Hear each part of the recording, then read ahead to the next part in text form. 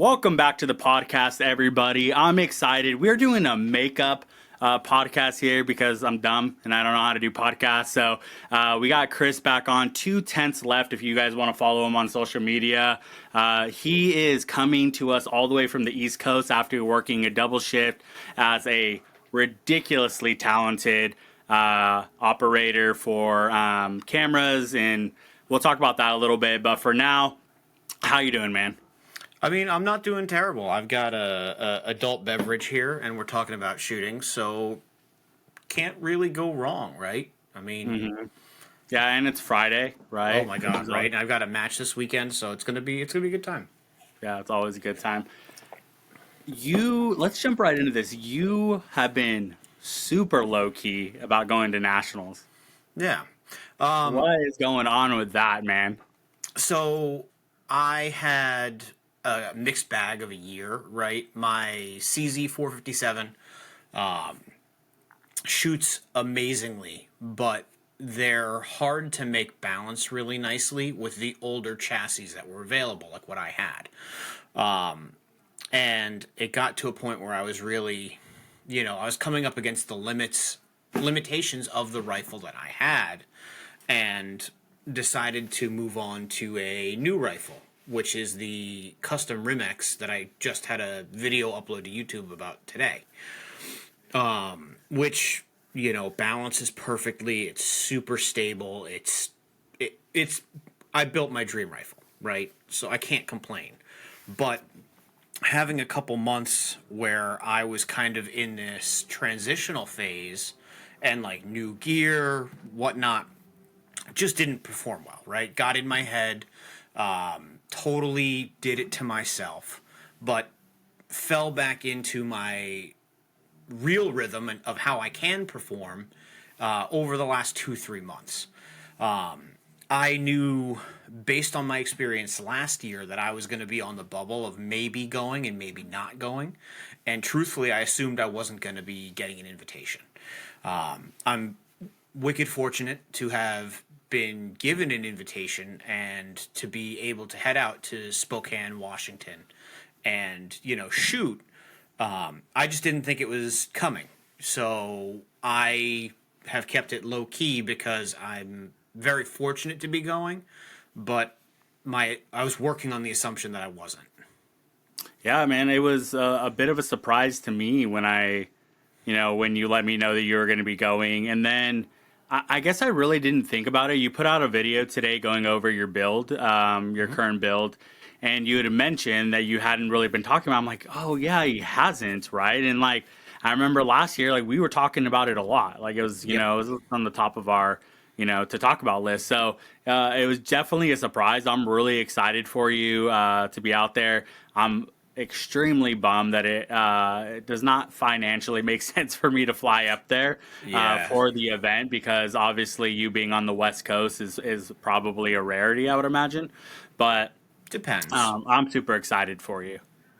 Yeah, I mean, I'm really bummed you can't come, but in reality, the prices you shared about plane tickets from where you live in California are just as much as it costs me to go from Philadelphia to there. So, for me to go 3,000-ish miles, and for you to go maybe 1,000 or 1,200 for the same price is just, it's not fair to you, and it sucks, but it also seems to be kind of how that airport is. I couldn't find any really cheap flights out there. They were all kind of brutal. So it just kind of is what it is. I know next year's is going to be, I believe, in Alabama, which is great. And the PRS rimfire finale is going to be in Tennessee, which Tennessee, we might have to try and twist your arm and get you out for that one, because that's relatively inexpensive to fly into, and it's going to be at K&M Precision, which is one of the most beautiful ranges in the country.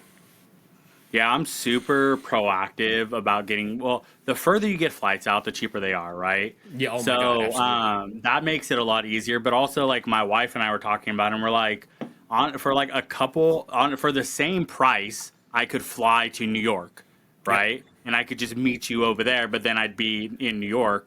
And for a couple $100 more, I could fly to the UK, which Yeah, is like a crazy thing to think that to fly a couple hours up is the same price almost to fly across, the overseas. country. So, Yeah. yeah.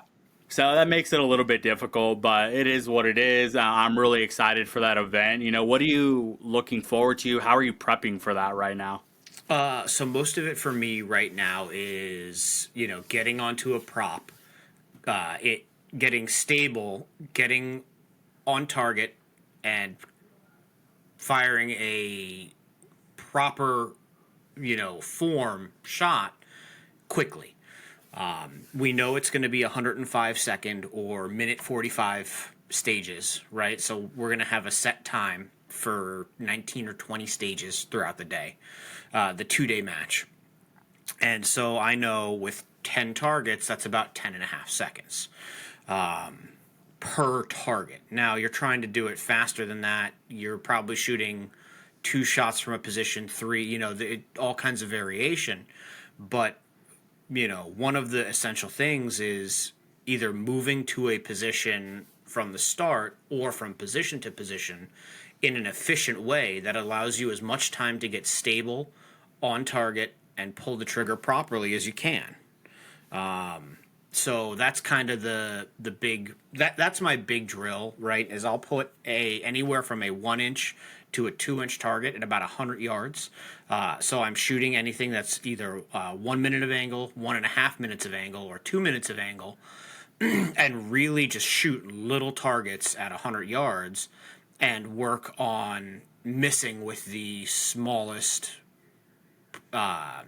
basically the smallest increment I can, or getting good impacts. So if I put like a 2 or 1.5 inch target out at 100 yards and I go 7, 8, 9 for 10, I'm having a good day. And the whole thought process behind that is when you get out to a match, the targets are, much larger than that. You have breathing room and it's a lot more like, oh, well, this is easy. And they don't tell you what the course of fire is going to be beforehand, or they do? Nope. When we check in on Friday, we will be given our match booklet, which will have the course of fire and the ranges and the targets and the course description. We don't get to see any of the stages with our own eyes until we show up Saturday morning to shoot. So, Yeah, blind shooting. I like that a lot. Obviously, that sort of a style, that sort of prep is really appealing to me.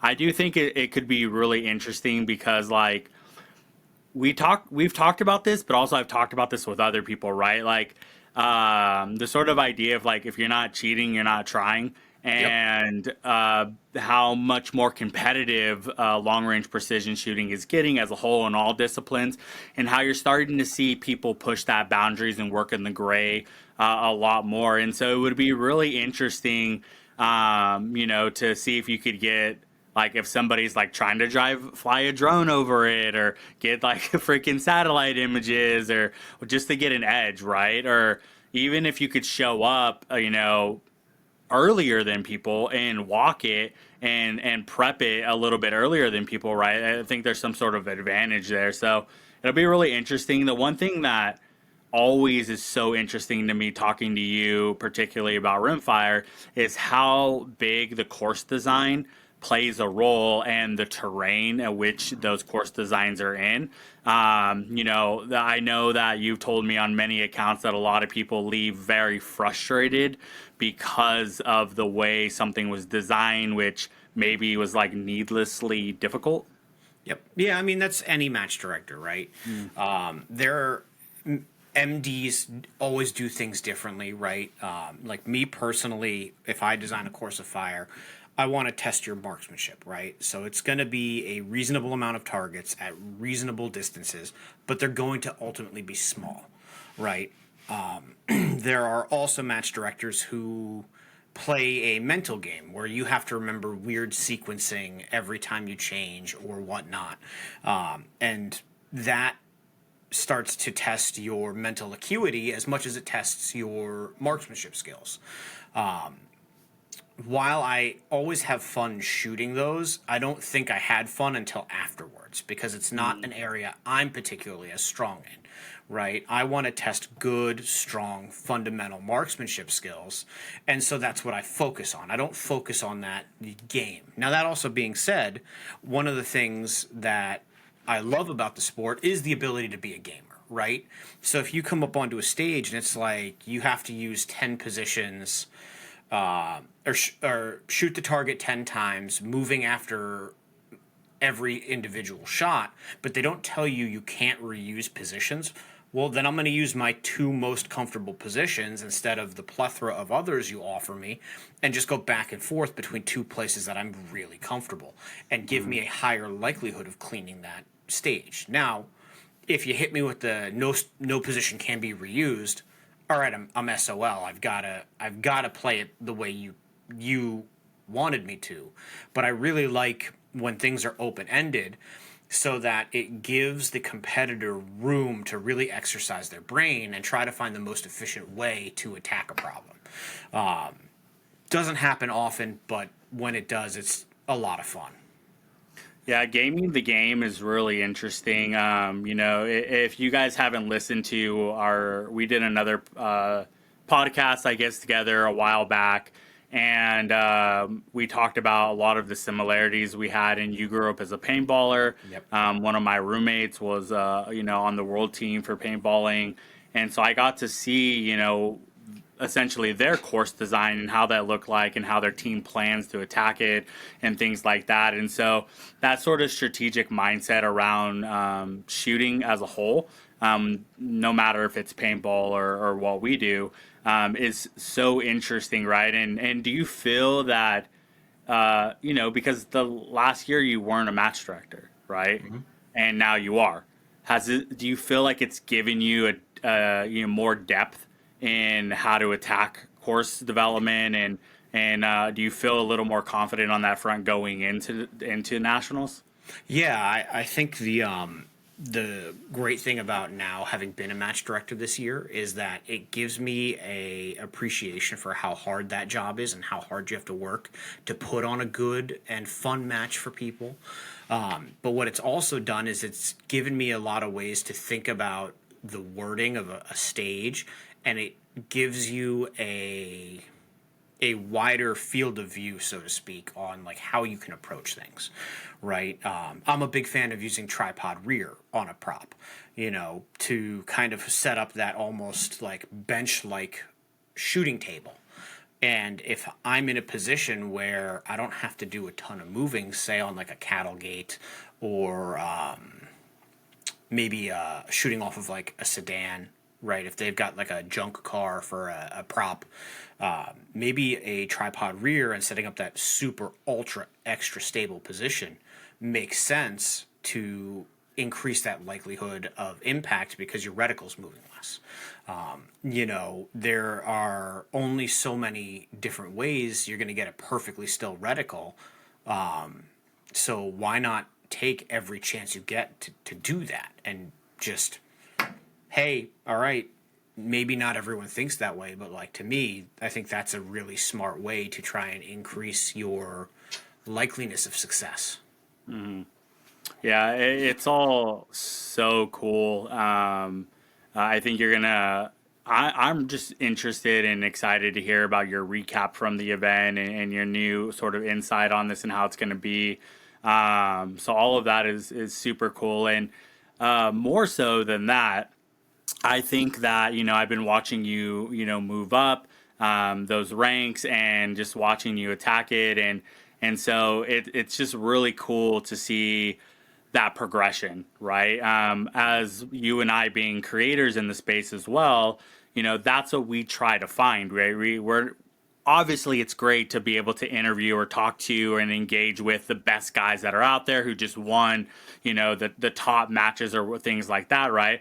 But ultimately, right, we want to give relatable experiences and how people are moving up and those difficulties and overcoming those obstacles and things like that. And you're living it firsthand, right?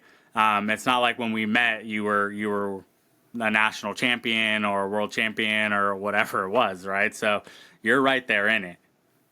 No, I mean you're right. I'm far from it, right? One of my goals, having been shooting PRS for several years now, is hey, I want a podium finish, right? Or even really, I should say, positional precision shooting, because that's the litmus, right? Can I hang with people who are winning? And a couple weeks ago, I went to the Mars Pro-Am match, which is the Modern American Rimfire series.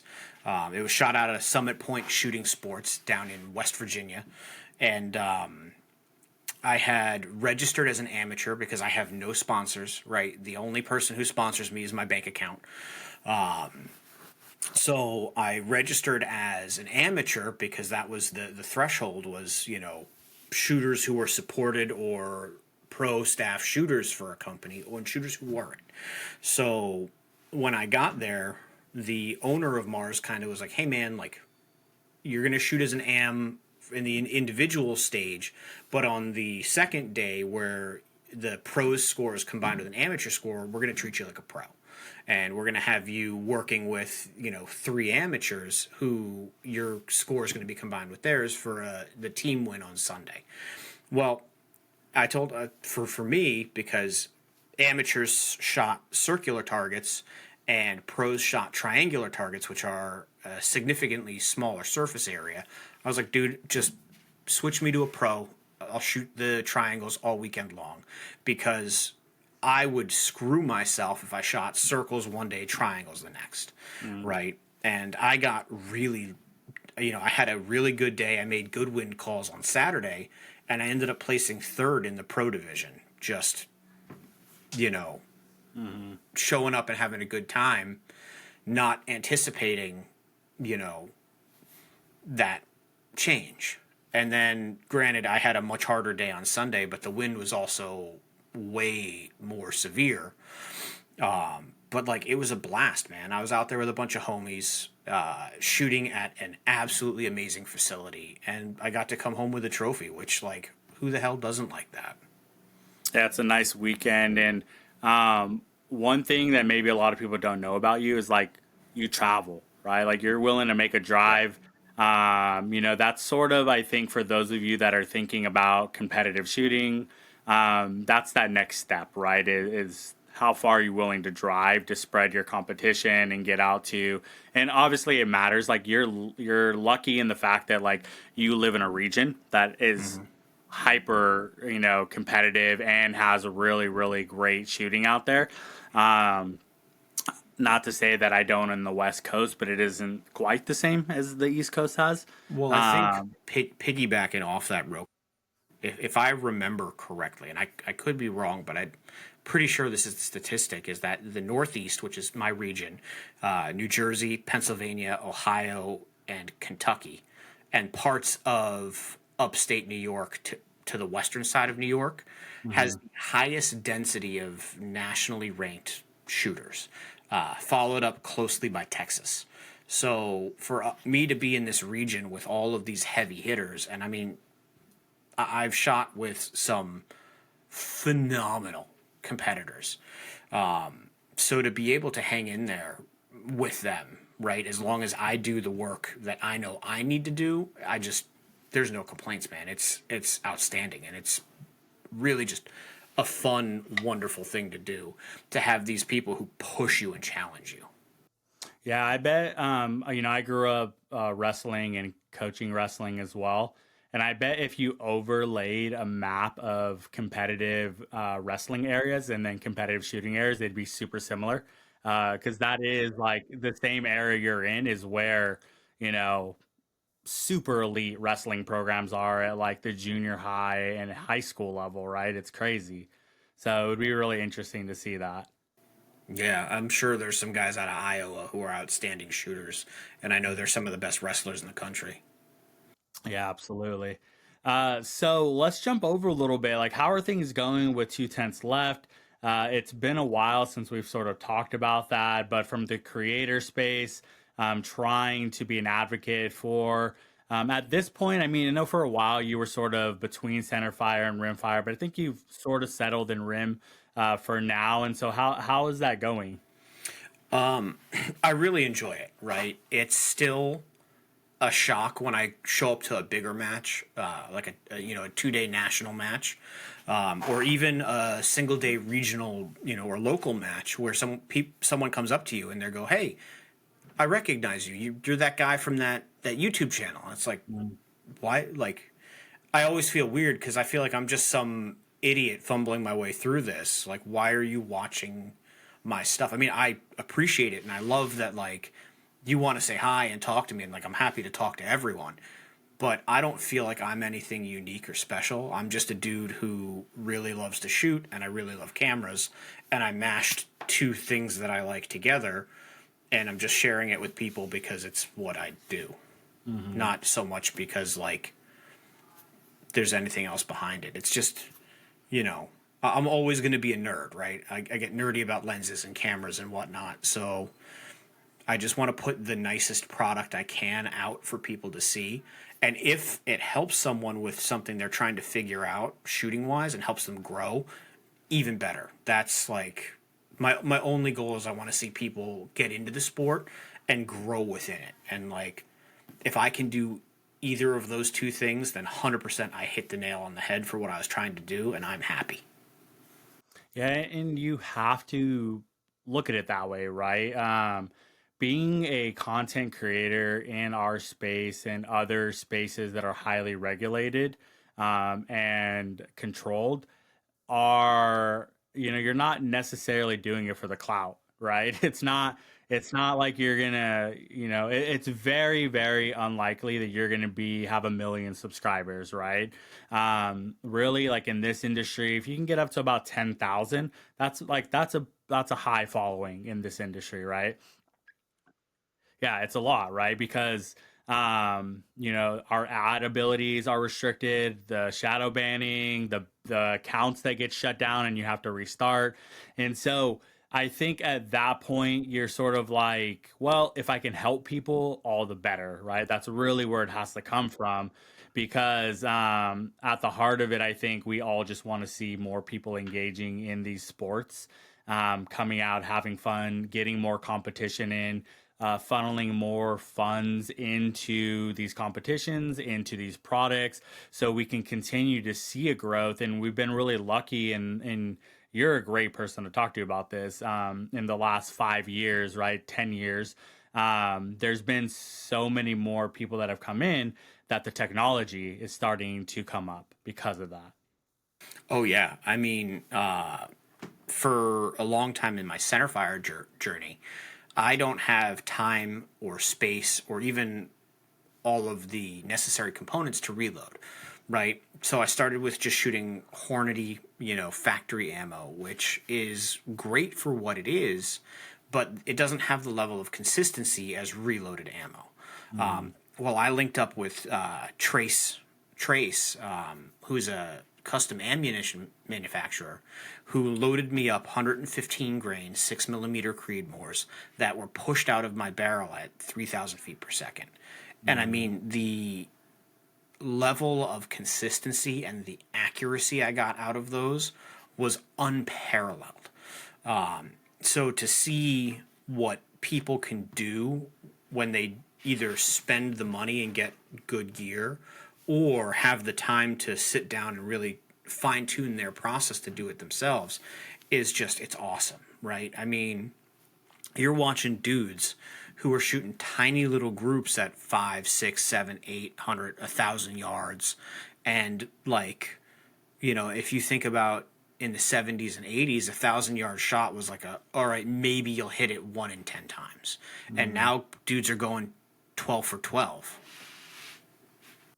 Yeah, I talk to people about that all the time, right? Because obviously you and I, we're big gear guys.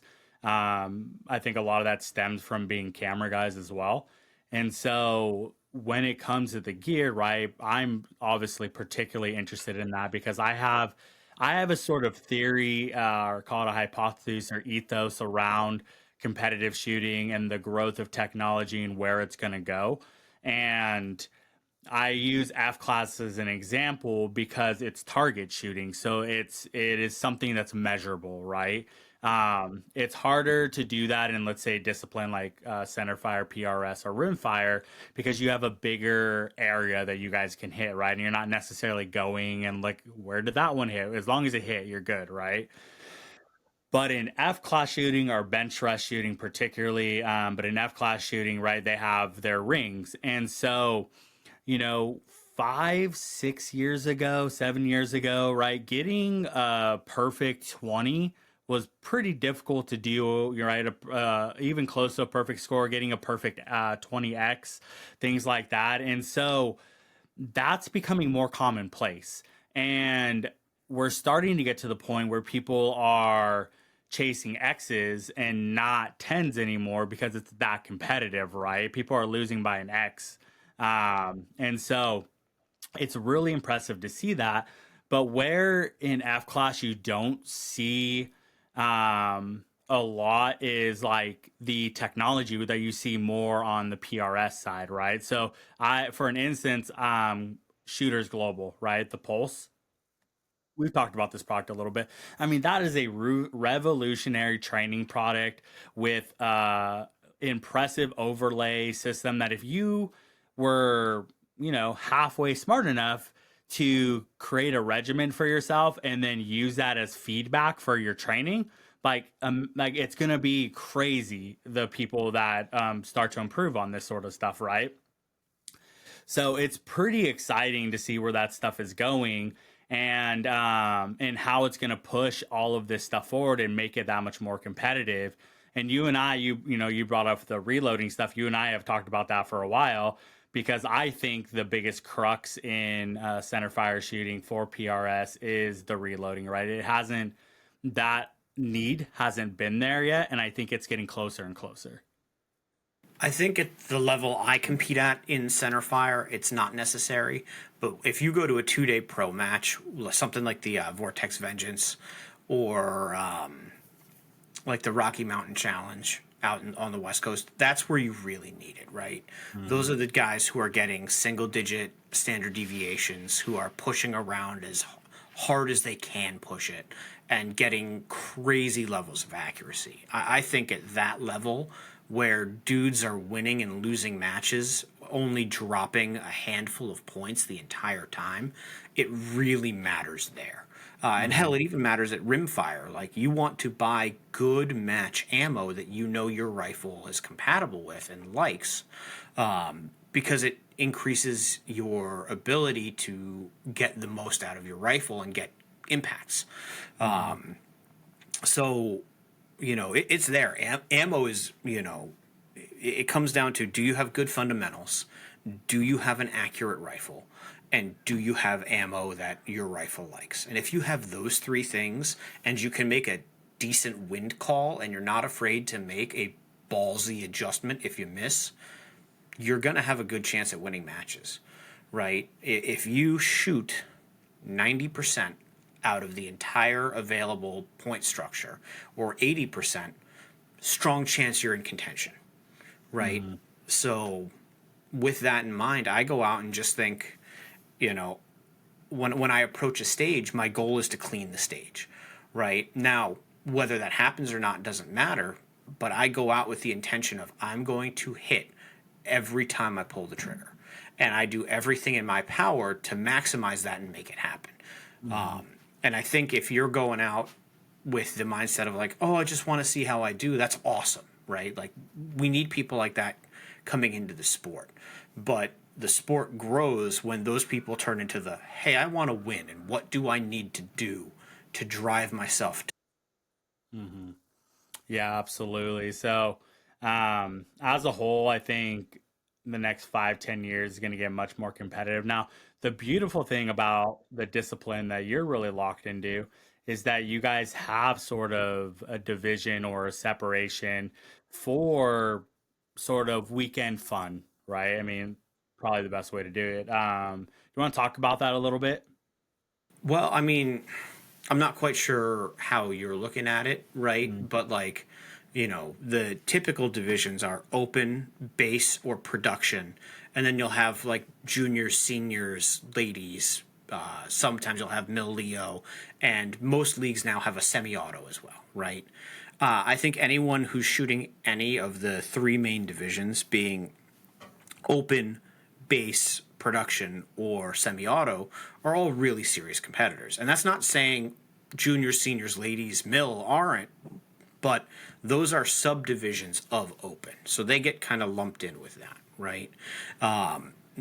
Typically, the people who are less gung ho about it are the people who register for the match. They pay their fees, show up and shoot, but they aren't members of the league and having their scores tracked, right? They're not really in it for anything other than to challenge themselves, and that's true of those of us who are also members of the league, right? I'm pushing myself to be the best I can be, but part of that also is I want to win, right? I don't like losing. What was that movie? Second place goes home, and first place goes home and fucks the prom queen, from The Rock, right? Yeah, yeah, The Rock. That's yeah. You want to be the person who goes out, puts up, throws down, and comes out of it on top. At least for me, right? Like, I love competing, even if I don't win. The thrill is the competition for me. Sure, yeah. I think I was more referring to like X versus non-X matches. Yeah. And so the ability, right, like if you want to be hyper competitive, not to say that non-X matches aren't, but if you want to be hyper competitive, there's a route for that, right? But we try to do our best not to scare people away from what we're doing, and that there is an avenue for that. So that is great, right? Yeah, well, so now realizing what you meant, the X matches are run very similarly to a PRS match, right? You're going to shoot 10 to 12 stages that you go into blind, and you're given the course of fire when you get there, and you shoot as best you can. Whereas NRL 22, the other one, is just 5 stages. It's 100 yards and in, and they put out the course of fire a week before the new month starts. And then every weekend throughout that month, everybody in the country shoots the same course of fire, and you're scored against everybody else. Because it's only 5 stages, it's only 100 yards and in. It's a lot more approachable, right? The barrier for entry is lower because you don't need as much space. You have a limited number of props and targets, which is not the case for X. It really it gives everything a nice uniformity that makes it more approachable for new shooters. Now, for me, there aren't really any X matches in my area. Caveat, I'm now match directing 2 X matches this year. One in 2025 and one in 2026. So I'm very fortunate to be bringing X to my area. There were a couple in Western Pennsylvania and West Virginia, but you're talking 4.5 to 5.5 hours from where I live to get to one of those matches. So to have something that is like genuinely local-ish is awesome. Now, my monthly NRL 22 match is down the road from my house, 10 minutes. I roll out of bed, I get dressed, I already pre-packed the car the night before, and I go down to the range, right? It's super convenient. And I'm also very fortunate that our club happens to be one of the largest monthly clubs in the country, having anywhere between 55 and 75 competitors on a given month. So that's a lot of people to go shoot against. And there are a lot of really good elite shooters at our club. So it's exciting to watch everyone progress around me and progress with them. Yeah, that do you guys have I don't know, maybe like if teams is the best word, but like like guys that I guess if they're sponsored by the same company or something, but that I bring this up because in certain disciplines, there's actual team matches, right? There's a team component in it. But I don't think that's like really a thing, right? In what you do. You see it every now and then. I don't necessarily know with PRS, but there are like Mm. team sniper matches. There are, there are definitely team matches out there. I know NRL Hunter, which is a center fire league, has a team division. Mm. So there absolutely are team aspects out there, but it's usually a partnership. It's two people. It's not so much a team. Now, if I'm not mistaken, the centerfire and rimfire worlds, I think, is a much more team oriented as well. I didn't Mm. make the team this year. I misunderstood what I had to do to make the team, so I'm not even remotely like I wouldn't even be riding the pine for those guys. Mm. But that being said, I think they, if I'm not mistaken, are scored on a much more team format at the World Championship. Yeah, that's pretty interesting. I'm gonna have to look at that. If you guys don't know, I'll be out there filming that event, or at least a portion of it. So I'm excited about that. But yeah, I bring it up. Somebody emailed me today asking if I wanted to fly out to Colorado to film a paired fire F class competition. But it sort of made me think that like the world competition for F class is a team, right? So you have a win caller, you have like win call coach, you have a spotting coach, you have I think two of those actually. You have somebody that's firing, so it's like a five-person team, which is pretty crazy. I'd love to, I want to see more coverage around stuff like that because it feels a lot more like if you're watching the NFL or something, right? Like a lot of people engaged in that. It's all a mystery, really, right? It's just there's not enough coverage around these disciplines. Well, I mean, like, for me, the real telltale. I went to my first PRS Centerfire Pro match last year, and I had a match that for me, like, I was happy with it, even though it wasn't my best. But I mean, the match winner, Keith Baker, who is a MDT pro shooter, dropping only 7 shots in the entire weekend to me is just Mm. mind boggling how good you are to do that. Yeah, and that's an example of where the level of shooting is going, right? Um, it's I probably need to spend a bit more time talking to some of those guys that are a little bit higher up in those disciplines. I have, my foot in the door in certain disciplines pretty well, but it's really, I want to understand their training regimen a bit more. I want to understand their approach to the sport.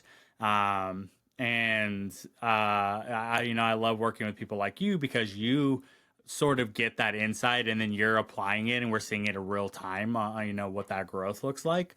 But it's definitely like a huge gap in knowledge there, right? And I don't know how, maybe you can talk to this a bit, right? But I know for F class, the biggest thing that they're saying in the last 5 years or so is the knowledge sharing, right? It used to be much less, very like hush hush secret, like don't share it unless it's like your best friend. Like I'm not going to tell you what equipment I have, I'm not going to tell you what loads I'm doing or whatever it is. And that's shifted apparently over the last couple of years. Are you guys seeing that as well, in Rimfire? Whether it be rimfire or just PRS in general, it's always kind of been like the hive mind, right? Everyone, because the rule is you can't coach someone when they're on the clock, but there's a ton of time where you're off the clock, right?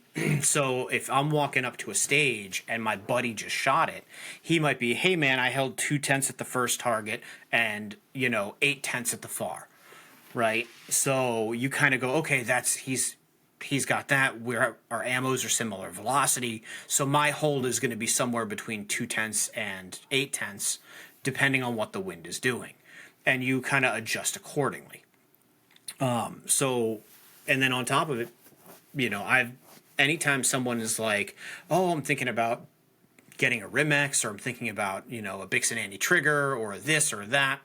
Here's my gun, go shoot it, right? Like, here's a sandbag, here's my gun, go put it on a prop and send lead downrange at a target and see how it feels, right? Because that's kind of what it all comes down to is you have to not only think about what you're doing and approaching a stage, but you have to be comfortable with your gear. So I always had MDT chassis forever because they were the best. They're the big name. I switched to a Masterpiece Arms chassis this year because it works better for the way I approach a stage and the way I shoot.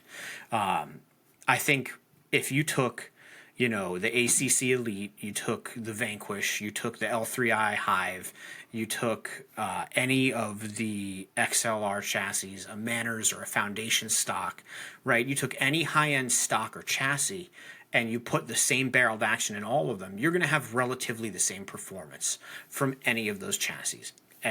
At that level of gear, it just comes down to personal preference and what works for you and the way you like to do things. So I think a lot of the sharing we're seeing now is not just like, hey man, this is what I had for wind, trying to help your buddies and even squad mates who you don't know. Because, like I said earlier, you want to win on the merits of your marksmanship, right? So if they have at least a passing understanding of what the wind is doing out there because you just shot it, they're either going to make corrections for themselves based on like I have an understanding and do better than you, or they're still going to fall apart and not do quite as well, right? So whether you share what the wind is doing or not, it still comes down to the archer, right? The person pulling the trigger. So for me, like if someone wants to try a bag, they want to try my gun, they want to try this, that, like I don't care, man. Like here's my stuff, have at it, right? Because if it makes you realize something else works better for you than what you have now, that's the goal, right? Because now that also helps you be more comfortable, which helps you get more stable, which helps you pull the trigger properly, which helps you make an impact, right? So why aren't we at all times totally open about what we're doing, right? Like there's no special sauce to my rifle, right? It's just a rifle, but I will tell you exactly what I bought to make it do what it does. Yeah, I wonder. Well, I wonder a couple things here, right? So far as the rules go, I take it there's no rules that say that you can't share information like off the line. Like you shoot, I'm coming up, and you tell me what happened. There's no rules on that. So that is legit. If you were on a prop and you shot your first shot at a target, and I went, "Hey man, hold 3/10 to the right," that would be illegal, right? Like that would Yeah. be a ding against me and a ding against the guy shooting.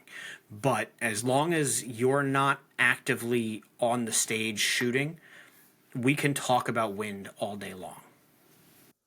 Yeah, it's a really, to me, as a competitor, right? Especially like I think of this as a national sport, right?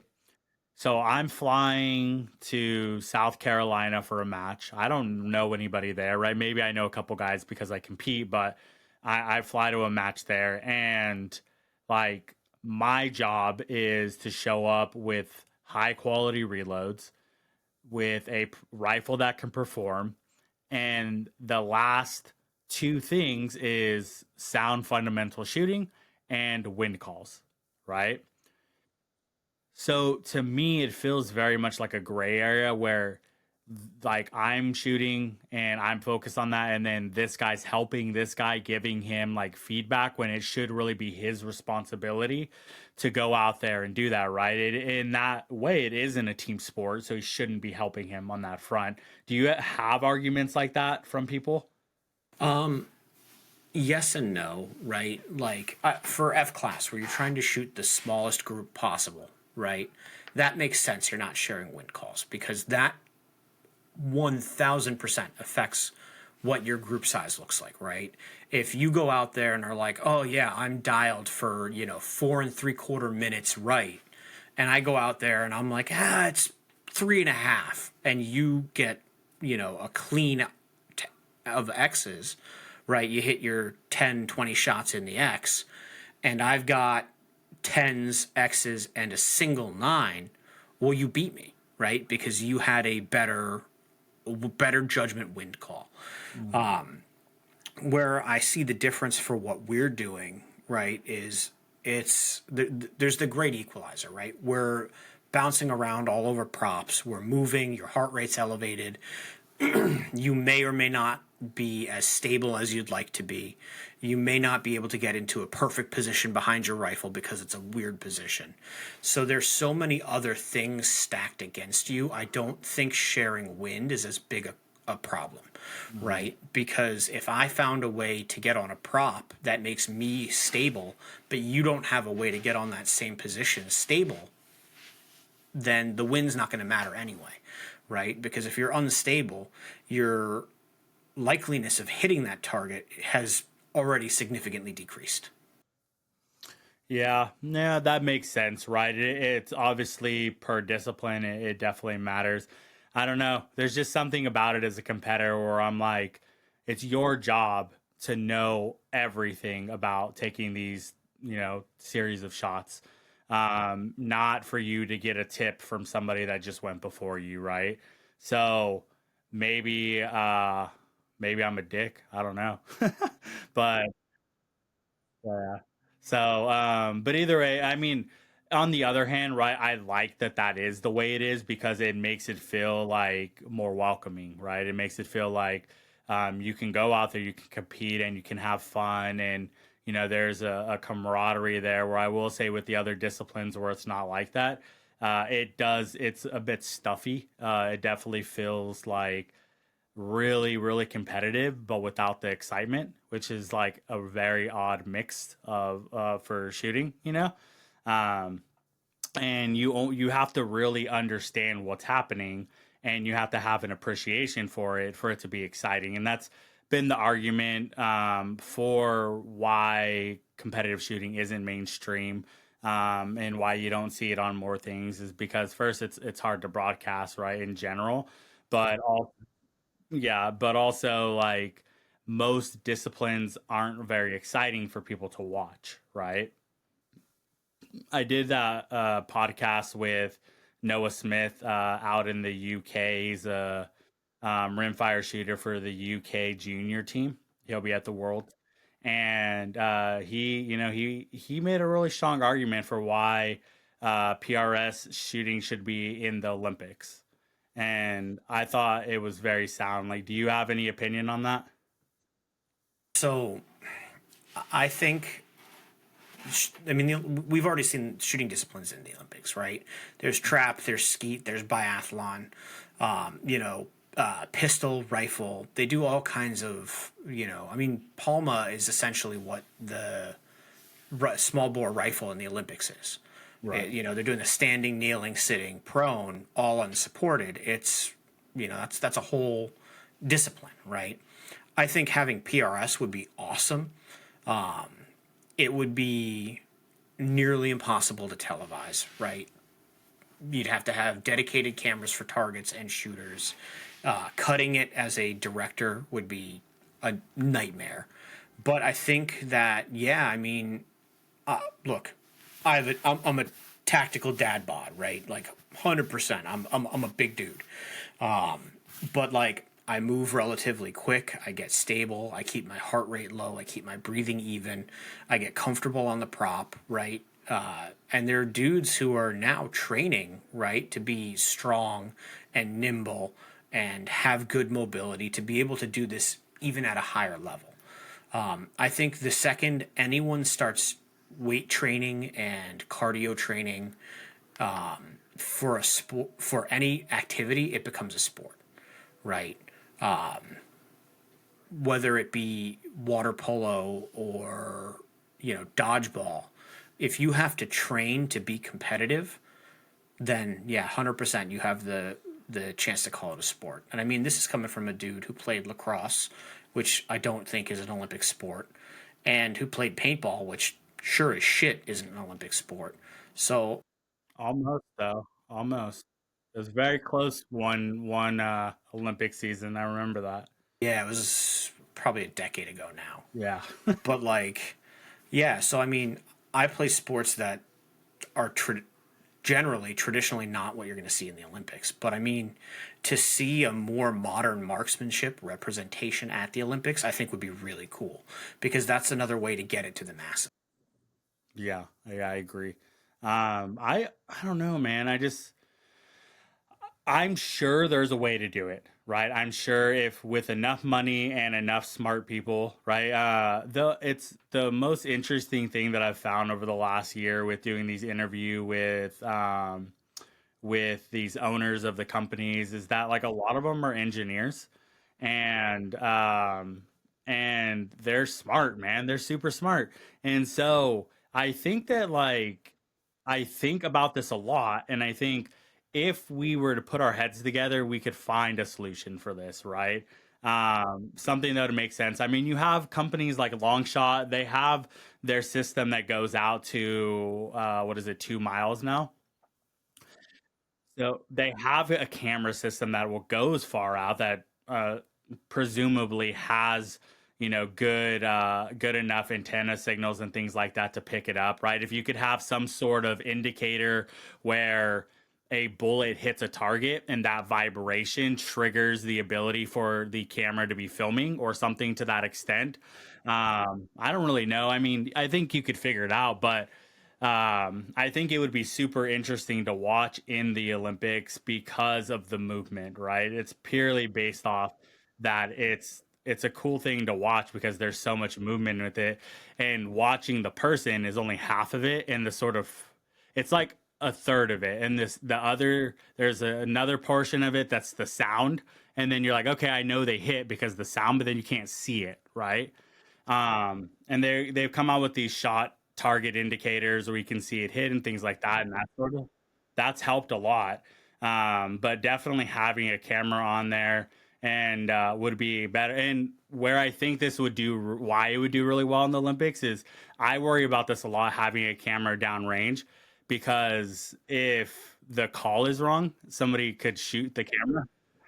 Yeah, and so I worry about that a lot. Where I'm like, it's not worth it, right? Because I can't guarantee any of these guys, any of these people are competent enough to hit where they need to be hitting. So at that level, at an Olympic level, you would hope that that's not a problem, right? But I mean, like, so a really cool example of what you're talking about is the dude who on social media put a target at like 500 yards with a camera behind it, looking at him while he was prone, and Mm, he shot the target, and you saw the round incoming at 500 yards with the hmm trace, and it was a beautifully done, social media short. Yeah, I can't remember if I saw it on like Facebook, TikTok, or Instagram, but like I was like, holy shit, that was an awesome idea. But man, that is ballsy. I'm not putting my $5,000 plus camera down range and yeah, yeah. I know.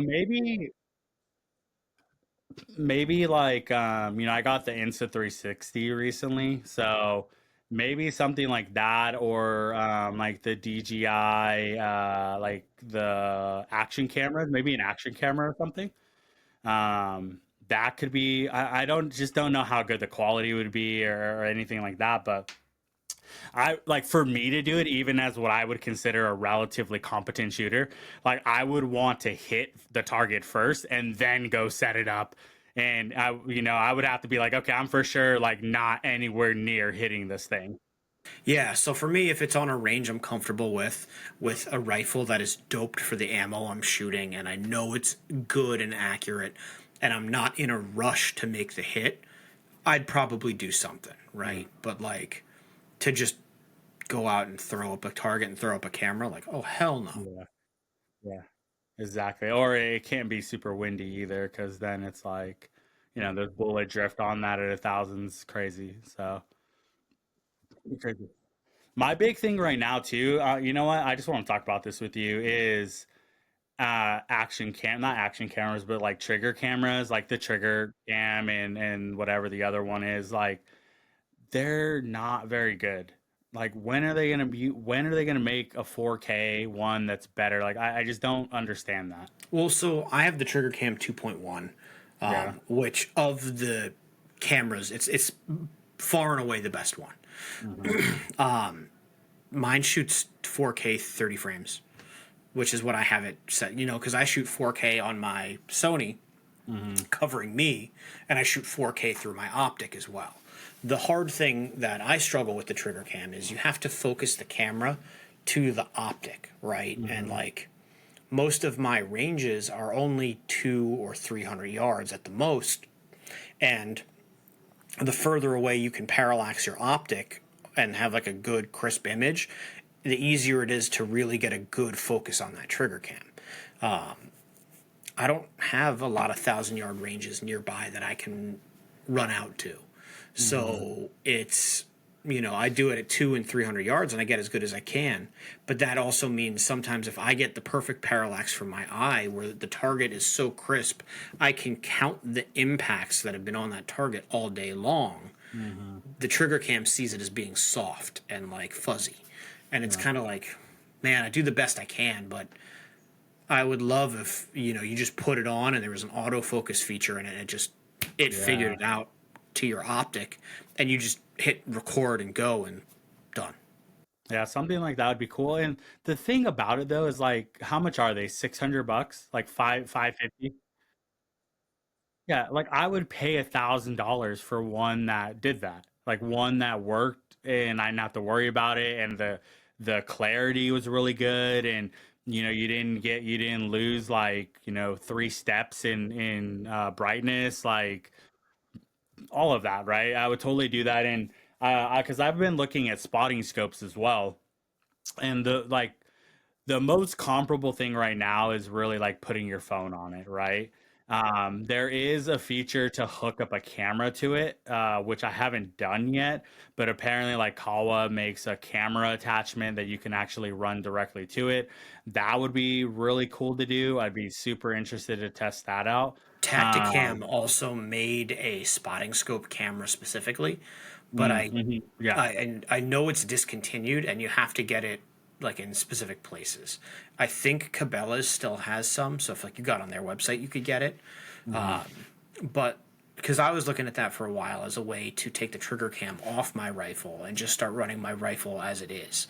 Yeah. And it wasn't quite as viable as just running the trigger cam. So suck it up, Buttercup. I'm just going to run it the way it is. Yeah, well, the thing is like I can use the trigger cam for training. It's fine, right, to like get some stuff, but I can't use it in competition because it's weight, right? I can't have the weight. So, I would talk to your match director about that because NRL Hunter cares about the weight of your rifle, right? mhm, That is a thing. And in their rule book, they say scope attached cameras do not count. We're not going to weigh your rifle with that on it. that's Just like your interesting. sling and your bipod, things that are permanently attached, we're going to do. But because the camera isn't something you're using to improve your game while you're at a match, it's more for video production where that's not going to be included in the weight. So That's so interesting. I 100% know that it's not the case in F class because I've heard people they leave a weight for rain guards. Because once that rain guard is touching on top of your rifle, it's counted as part of your weight. Um, and I think that has to do with the fact that your rifle's sitting in a front rest, right? It's sitting in a front rest and it has a back rest, and so our bag. And so I think because of the nature of the way that that rifle is positioned and set, the extra weight is an advantage because you're not moving it around, right? It's stagnated.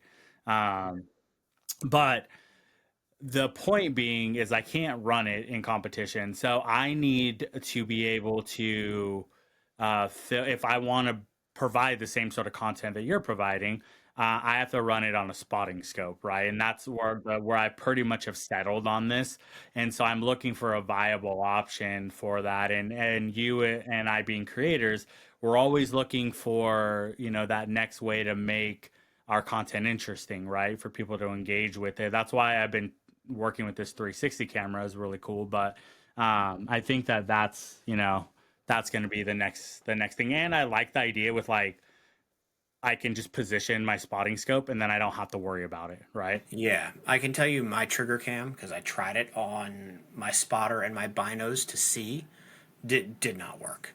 Yeah, I So couldn't do it's it on gonna there be either. it's gonna be probably a more of a process to figure that out. I think if you could find that Tacticam one, you'd be because that's what it's designed for, right?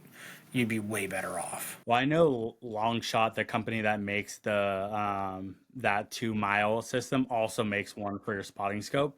Like I said, you can put your phone on there as well, and that's not half bad because the cameras on phones are pretty good.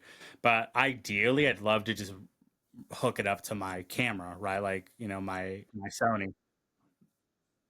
Yeah, that would be the best way to do it. And I think there's a way to do it. I have contacts at Kawa that I'm still trying to nurture and grow. But I think that's, where we really need to be. So we're getting towards the end of this. I do want to sort of give you an opportunity to talk a little bit about, anything that you wanted to talk about, anything that you have going on, things that people could look forward to from your content, and definitely sort of what your plans are over the next year. So my next year is to continue competing and pushing myself as far as I can. I did just get a Discovery Optics optic in for review. They're a newer optic company using Japanese glass. Most of their business is done on Amazon, which you'd think Amazon scope. Hell no, it's going to be terrible. And my initial impressions of it so far have actually been surprisingly positive. Right, good, clear, bright glass, decent reticle. I mounted it on my center fire rifle because I figure if I'm going to test it, I'm going to abuse it with some recoil. Right, I want to see that it holds up under heavy use on a center fire rifle before I start telling people, hey, this is good to go, you can use it. So over the next year, it's going to be a lot of the same. It'll be training videos, it'll be match videos, there'll be reviews. I want to do some more with some of the top end competitors I know. Much like my Joe's vs. Pros videos, where I shot with my Mhm. buddy Justin Lyons, who's a open shooter on the world team this year. Because I want to continue to introduce people to the sport. I want to see them interested and I want to see it grow. Right? Rimfire has exploded over the last several years, despite it potentially looking intimidating. And so I just want to see this sport that we love continue getting bigger and bigger because there are amazing people in it. There are amazing companies in it. Companies are so approachable and friendly about wanting to be involved in the sport and helpful that I think it's just a great community, right? You want to see people, especially good people, come into the community. So like make it a family affair, make it something where I can bring my wife and my two dogs out and it's no different than going to the park for a day, right? Mhm. Like to go out and shoot with people you like and people you don't know, but you're gonna grow to like, and like your family and whatnot is just it's hard to beat, right? So, the goal for me is to continue being a good example of what a competitor in NRL and PRS looks like, and then just being someone who can be a positive example. Absolutely, man. So why don't you go ahead and tell everybody if they want to find you, where can they find you? Sure. So if they want to look me up, it is at 2/10thsLeft, spelt out TWO, on YouTube and Instagram. And then I have a very private Facebook because I work in an industry that is not always super happy about the Second Amendment. So I'm probably not going to give you guys that one, unfortunately, unless you already know me. But if you guys want to hit me up on Instagram or YouTube, I interact with everybody totally happily and willingly. I've had people from Australia, from the UK. I had a gentleman who's in Cyprus, who's in the military there, talking to me about precision shooting. I mean, it's really awesome just to connect with people from all over the world and all different walks of life and interact. So hit me up. I promise I'll answer. It might not be timely because I work weird hours, but promise you I'll answer. Yeah, guys, definitely check his stuff out. I'm a fan, right? Legitimately, like I watch his stuff as a fan. I love the way it's filmed. I love the way that it looks, and I think it is extremely insightful and helpful. And I know if the disciplines that I was focusing on for my competition were the ones that you were shooting, you would be one of the top people I'd be watching regularly to pick up tips and tricks. So appreciate you continuing to help grow our community, being an advocate for the long range precision community. For those of you guys listening, I appreciate you being on. Make sure you guys are showing a little bit of support and going and subscribing, going on over, commenting, and liking. And if you have an opportunity, get out to the range and take the shot. I'll talk to you guys later.